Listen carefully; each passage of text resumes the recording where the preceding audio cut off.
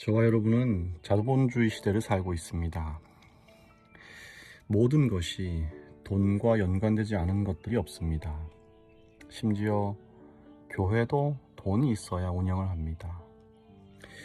최근에는 기업들이 구독 서비스라고 해서 돈 주고 사면 다 소비자의 소유가 되는 것이 아니고 매달 구독료를 내면서 기업의 것을 소비자가 빌려 쓰는 개념의 마케팅과 소비 활동이 유행하고 있습니다.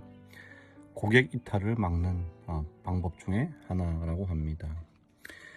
거기다 주식이나 코인 바람이 불어서 많은 사람들이 열심히 일해서 차곡차곡 저축하기보다는 적극적인 투자를 통해서 보다 나은 이윤을 추구하고 살고 있습니다.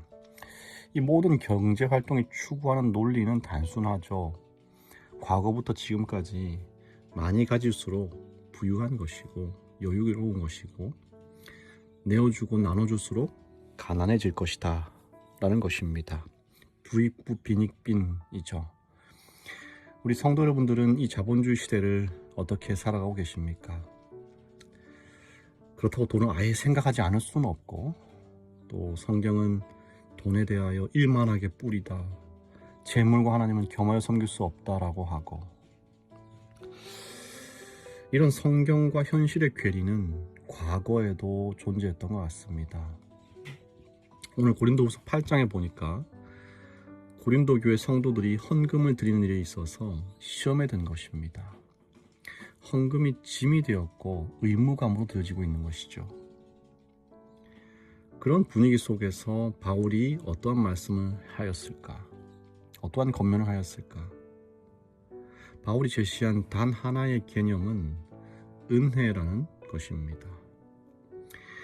8장을 겉보기로만 읽게 되면 단순하게 가난한 예루살렘 교회를 돕기 위한 헌금 독려 이렇게 보이지만, 근데 바울은 한 번도 돈이라는 단어를 사용하지 않습니다. 대신에 은혜라는 말 다 반복해서 사용합니다.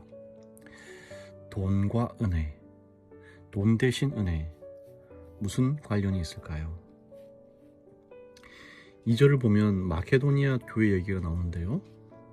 환난의 많은 시련 가운데에서 그들의 넘치는 기쁨과 극심한 가난이 그들의 풍성한 연보를 넘치도록 하게 하였느니라.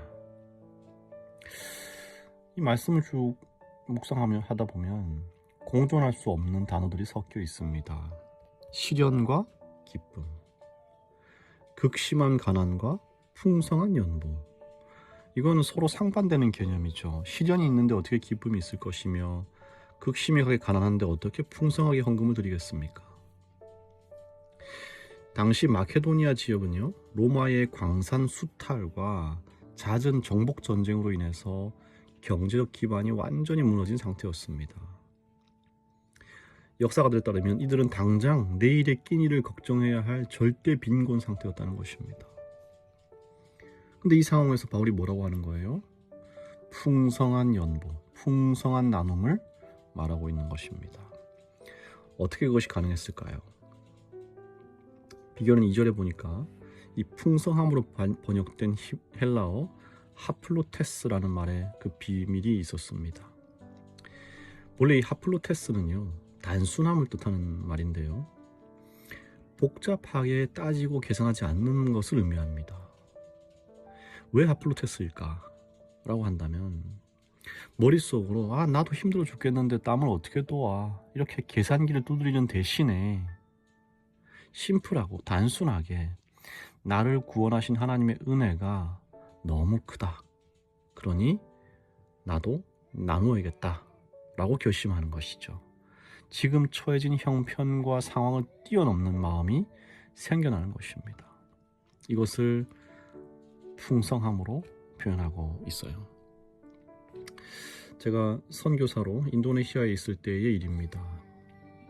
하루는 무슬림 밀집 지역과 인접한 교회에서 전도회를 하게 되었는데, 이 무슬림은 기독교 선교가 엄격하게 차단되어 있는 집단이고, 만약에 기독교 목사가 무슬림을 전도하게 되면 그 목사의 교회에 사람들이 찾아와서 항의하고 보복하기도 하고, 심할 경우에는 교회를 불태우기도 했습니다. 그리고 만에 하나라도 무슬림 가족 중에 기독교인이 된 멤버가 있으면 이유를 불문하고 그 사람을 족보에서 파버리는 정말 폐쇄적이고 엄격한 성격을 가진 집단이었습니다. 근데 제가 전도를 하는 기간에 몇몇의 호기심이 많은 무슬림 여자아이들이 한국인이 왔다고 해서 히잡을 쓰고 교회에 온 것입니다. 히잡 쓴 아이들이 저 뒤에 앉아 있는 걸 제가 본 순간 어떤 기분이 들었을까요? 설교에 집중이 안 되는 것입니다. 부끄럽게도 이런 생각이 드는 거예요. 설마 이 아이들이 하나님 믿는다고 하면 어쩌지? 그래서 이 교회가 보복당하면 어떡하지? 이런 생각이 드는 것입니다. 정말 감사하게도 매일 그 아이들이 왔는데 큰 문제 없이 일주일이 지나갔고요. 마지막 날에 설교를 마치고 이제 나오는데 이 아이들 중에 한 명이 저를 찾아온 것입니다. 수줍은 얼굴로 검은 비닐을 하나 저에게 주는 거예요. 안에 뭐가 들었는지 솔직히 궁금했습니다. 이 무슬림 아이가 혹시 보복을 위해서 이 봉지 안에 폭탄을 가져온 건 아닐까. 그래서 멀리 떨어진 채로 이제 봉지를 열었는데 뭐가 들어있었냐면 그 안에 먹다 남은 비비고 김치가 들어있는 것입니다. 여러분, 이게 뭘 의미하는지 혹시 아시나요? 알고 보니까 이 아이는 집에서 집회장까지 2시간 떨어진 거리를 산 넘고 강을 건너서 맨발로 매일 오고 갔어요. 그러면서 말씀을 듣고 자신을 위해 목숨을 버리신 예수님이 너무 가련하고 너무 감사해서 끝나는 날 하나님께 제가 뭘 드릴 수 있을까 고민하다가 자기가 정말 아끼고 좋아하는 그 동네에서 정말 구하기 힘든, 그래서 조금씩 아껴 먹던 그 비비고 김치를 먹던 것을 들고 나온 것입니다. 냄새를 맡으니 오래돼서 김치가 완전히 식었어요. 그리고 이미 벌레가 막 파리들이 꼬이고 있는 것입니다. 그 김치를 봉지에 담아서 내미는 것입니다. 하나님께 드리고 싶다고. 여러분, 저는 그 아이를 의심한 제가 너무 부끄러웠고요. 우리 하나님은 이러한 예물을 받으시는 분이구나라는 것을 확신했어요. 하나님이 그 아이의 모든 것, 그 아이가 바친 모든 것을 기쁘게 받으셨다고 생각합니다. 그리고 그 아이를 다시 만날 수는 없었습니다.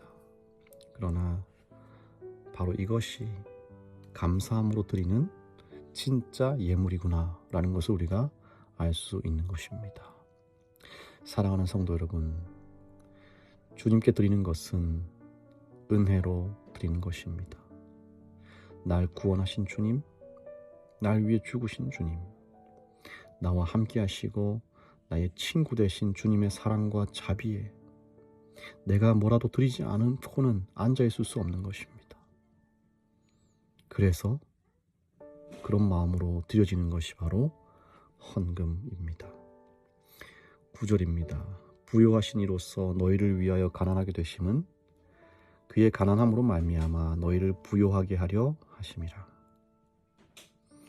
예수님은 우주의 주인이십니다. 최고의 부요자이셨지만 우리를 위해 스스로 가난하게 되셨습니다. 단순히 동정심을 베푸신 것이 아니고 나의 부요함을 위해서 당신의 가난을 기꺼이 선택하신 것입니다. 우리가 다 그분의 사랑을 알고 배웠다면, 우리가 다 매 찬미마다 한량없는 은혜와 사랑을 찬양한 사람이라면 마땅히 주님께 돌려드리지 않고서는 비록 이 형편과 처지가 힘들다 하더라도 견딜 수 없고 드리지 않을 수가 없게 되는, 그것이야말로 가장 하나님이 원하시던 드림의 의미인 것입니다. 사랑하는 성도 여러분, 주님께 드리는 일에 있어서 결코 억지로 의무감으로 또 남의 눈치 보며 드리지 않게 되기를 간절히 바랍니다. 사람도요, 억지로 주는 것은 원치 않잖아요. 자녀들도요, 억지로 받는 것은 원치 않습니다. 즐거운 마음, 사랑의 마음, 존경의 마음을 담아서 우리 주님께 드리게 되도록 그것을 위해 기도하는 저와 여러분 되시기를 간절히 바랍니다. 부조와 선지자 525페이지입니다. 하나님께서는 인간을 당신의 청지기로 삼으셨다. 하나님께서 그들의 손에 맡기신 제사는 복음 전파를 위하여 위탁하신 제물이다. 하나님께서는 충성스러운 청지기임이 밝혀지는 자들에게 더 큰 것을 맡기실 것이다. 여호와께서는 나를 존중히 여기는 자를 내가 존중히 여기리라고 말씀하셨다. 하나님은 즐겨내는 자를 사랑하시며 당신의 백성이 인색함으로나 억지로 하지 아니하고 감사하는 마음으로 그들의 헌물과 헌금을 가져올 때에 약속하신 당신의 축복을 그들에게 부어 주실 것이다. 오늘도 복된 하루 보내시기를 바랍니다. 은혜로우신 하나님 아버지, 우리에게 부어주신 주님의 사랑과 자비하심, 나의 부요함을 위하여 자신의 부요함을 기꺼이 내어주신 우리 주님의 희생과 헌신, 자신의 모든 것, 곧 생명까지도 나를 위하여 내어주신 우리 주님의 사랑과 은혜를 이 시간 어떻게 감사함으로 표현할지를 깊이 고민하고 기도하는 우리 모두가 될 수 있도록 인도하여 주시옵소서. 넉넉하여 드리는 것이 아니라 상황과 형편이 좋지 않더라도 내 손에 아무것도 없다 하더라도 주님께 드릴 수 있는 내 큰 마음만이 우리 주님께 가장 큰 향기로운 제물이 됨을 이해하고 우리 주님께 드리는 일에 있어서 기꺼이 또 즐거운 마음으로 드리게 되는 우리 모두가 될 수 있도록 인도하여 주시옵소서. 주님, 박준현 어린이를 위하여 기도합니다. 3.6중 입시를 위하여 6학년이 된 지금부터 준비하고 있습니다. 이 아이가 하나님의 학교에서 공부할 수 있도록 은혜를 더하여 주시옵시고 열심히 노력하여 공부하여 얻는 열매와 성취감을 꼭 맛볼 수 있도록 복을 더하여 주시고 지혜를 더하여 주시옵소서. 이 가정에 우리 주님께서 늘 주의 천사로 안전하게 보호해 주시고 화목한 가정, 믿음 안에 사랑이 넘치는 가정 될 수 있도록 함께하여 주시옵소서. 예수님 이름으로 기도합니다. 아멘.